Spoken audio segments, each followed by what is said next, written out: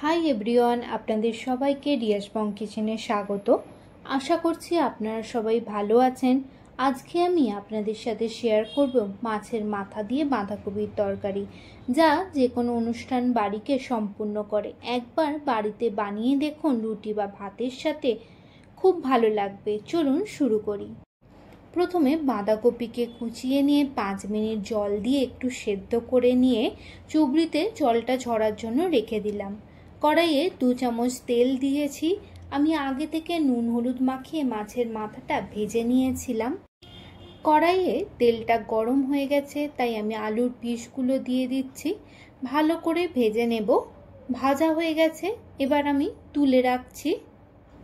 ওই তেলেই শুকনো লঙ্কা, এলাচ, দারচিনি ফোড়ন দিলাম। ফোড়ন থেকে একটা খুব ভালো স্মেল ছেড়েছে। এবার একটা বড় সাইজের কুচানো পেঁয়াজ আমি অ্যাড করছি। পেঁয়াজটা ভালো করে ভাজবো। আমার কাছে মাছের তেলটা ছিল, তাই আমি অ্যাড করলাম। আপনারা চাইলে নাও দিতে পারেন। আর 3টে কাঁচা লঙ্কা অ্যাড করলাম। পেঁয়াজটা বেশি লাল করব না। যখন দেখবেন পেঁয়াজটা হালকা ব্রাউন এসছে, তখন আমি একটা কুচনো টমেটো অ্যাড করেছি। টমেটোটা যাতে ভালো করে গলে যায়, তাই আমি 1 চামচ নুন অ্যাড করলাম। ভালো করে মিক্স করব। 1 চামচ আদা রসুন বাটা অ্যাড করে ভালো করে ভাজবো, যাতে আদা রসুনের কাঁচা গন্ধটা চলে যায়। এবার এতে এক এক করে 1 চামচ লঙ্কা গুঁড়ো, 1/2 চামচ হলুদ গুঁড়ো, 1 চামচ কাশ্মীরি লঙ্কা গুঁড়ো দিয়ে ভালো করে মশলাটা কষাবো। মশলাটা যাতে পুড়ে না যায়, তার জন্য আমি একটু জল অ্যাড করেছি। এবার মশলাটা কষানো হয়ে গেছে।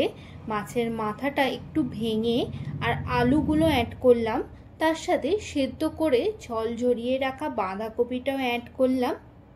সব কিছু ভালো করে মিক্স করব, যাতে মশলাটা সব জায়গায় ছড়িয়ে যায়। আমি এতে আর কোনো জল অ্যাড করব না।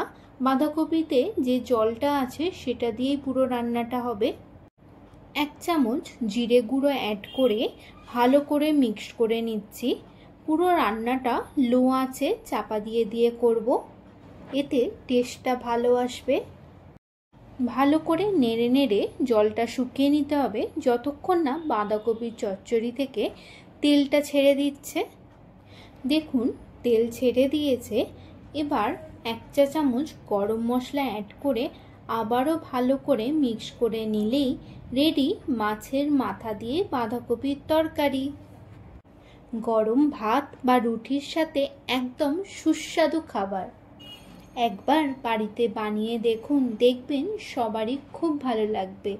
ভিডিওটা ভালো লাগলে লাইক অ্যান্ড শেয়ার করবেন, সাবস্ক্রাইব করতে ভুলবেন না।